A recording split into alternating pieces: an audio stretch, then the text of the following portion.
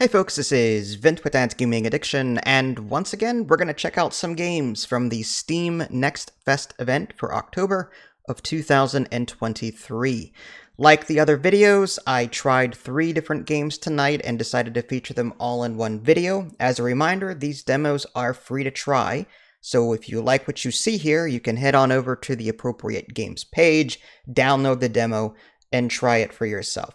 So the first game I wanted to quickly touch on was a game called Microcivilization. And I thought this was going to be some kind of cool 4X side-scrolling game, but it turned out to be a glorified idle clicker.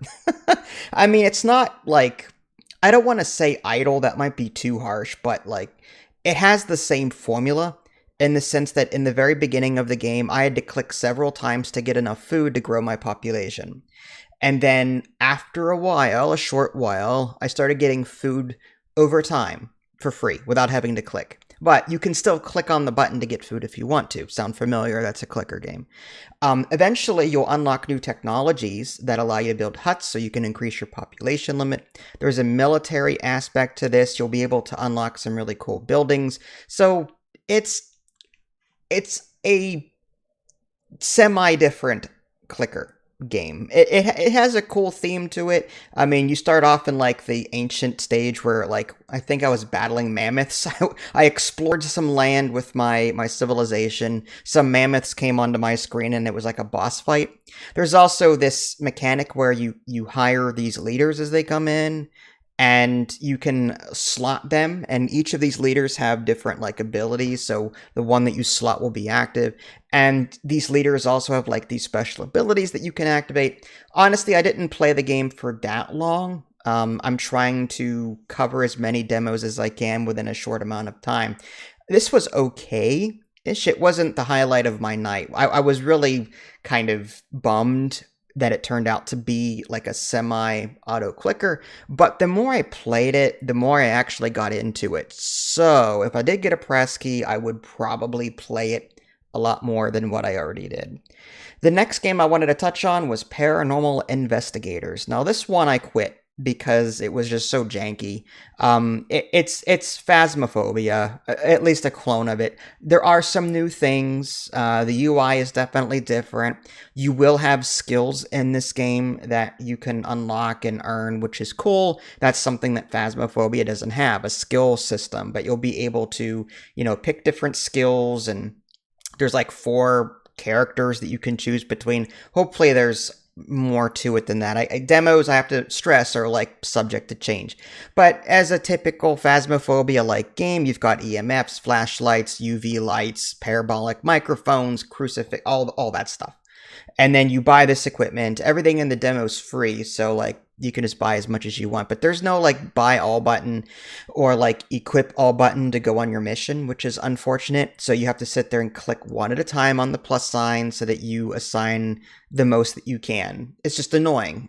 There should be like an bring all button or bring max button, something like that to save on the clicking. Hopefully that's something that the developer adds.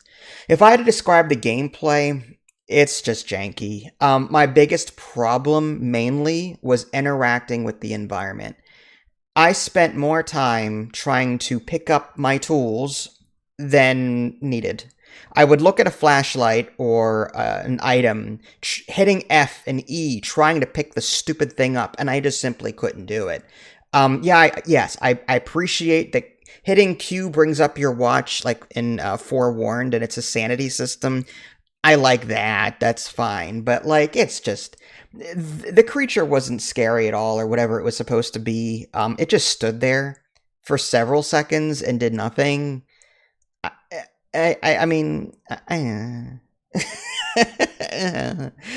I would have continued playing it, but like, I couldn't pick anything up. And yes, you have to have an empty hand in order to do it. And even with an empty hand, I had trouble, like, as you can see, I'm having trouble picking up this stupid EMF so I can take a reading. I was crouched on top of it, so I eventually just quit it.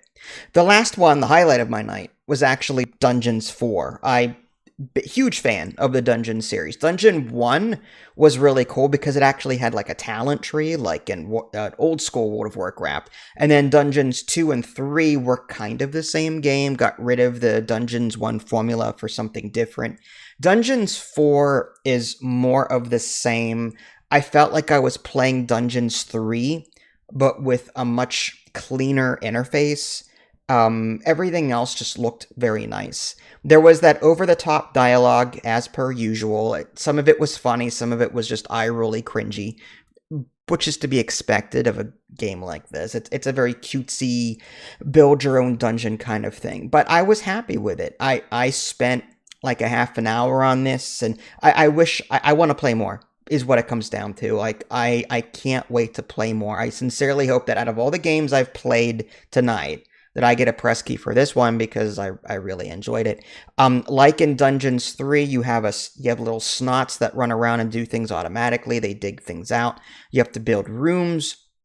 Eventually, you'll get new technologies that you get to unlock. And all of that is done in the same way as in Dungeons 3, in that you spend your gold and a special resource called evilness. And doing that, you unlock, like, tiers of like technology.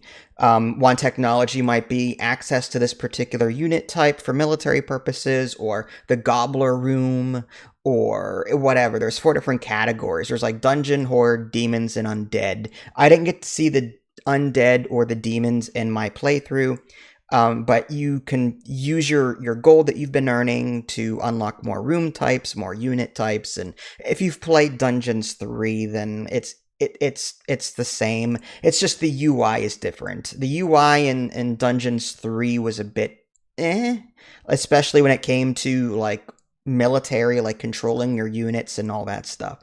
There are dwarves in this that, at least in my demo playthrough, they appeared, had this underground cavern, they upgraded their base, and they started mining toward my heart. So rather than like hero units coming down in my playthrough, like in Dungeons 3, it was dwarves that were attacking. So I guess it's a new enemy type that you have to deal with. They behaved pretty much the same way though. And you're going to do the same strategy. Put down traps to deal with them. Make sure you've got enough units. You can, upgrade your technology so that your units are better. Your units will level themselves up over time, so as long as they stay alive. There are resurrection technologies, but not available in my current playthrough. There's a workshop that you have to build so that you can construct crates, and then many items that you have to put in these rooms, like the workshop, I guess, machine that generates the toolkits for you so that you can build these traps. Again, just go play Dungeons 3 if you've never heard of Dungeons 4. And once you've played that enough, then like you'll know what everything is. I'm just saying. But yeah, like I enjoyed this. My only complaint was that they didn't solve the biggest issue I had with Dungeons 3, in that control of your units underground is awful. In the overworld, you can RTS selection box your units and move them around all at once. In the underground, there are no selection boxes. You click a button to either pick them up or grab all. There's a button to grab all and then you grab all your troops, and then you have to drop them down one at a time. And while they're on the ground laying there, they take damage because, it takes them a minute to get up. And the pathfinding can be a little problematic. When my troops were done killing something, half of them went toward the next enemy room, and half of them went backward toward my base. So I had to repick them and re-grab them and drop them again so that they would all be together. It's just, and then they would take, those that were away, took forever to join the rest of my troops I'm under attack, So like, trying to manage troops underground is still a pain in the butt. I'm sorry, like, that's something that, hey, come on, it's 2023. You've had 3 games now, Dungeons 2 and 3, now 4, to get this right, and it's still the same. That's my biggest complaint. That being said, again, I had the most fun with this particular game. I can't wait to play more of it. I would play the heck out of this. And again, everything felt the same for the most part, except for a cleaner UI, and cleaner just everything. But still, like the controls underground as far as like unit controlling are just awful. So yeah, there you go, folks. That was a quick look at three different Steam demos. Again, these demos are free, so head on over to their Steam store pages if you want to check any of them out. This is Vince. Thanks for watching. I'll catch you all next time. Take care.